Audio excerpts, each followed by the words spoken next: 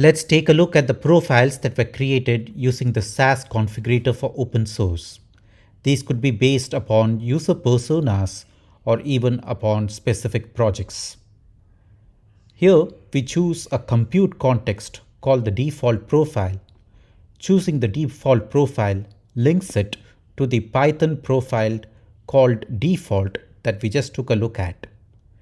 You'd have noticed that that was a pretty thin profile, not many packages installed there, and that explains why you're not able to import the following packages that are shown on screen. Let's shift over to another compute context called the data scientist profile. If you recall, this had many more packages installed, including the ones you see on screen, and that's the reason you're able to import them successfully. Let's take a look at how we link Python profiles with compute context. I create a new compute context called the default profile, which is open to all authenticated users.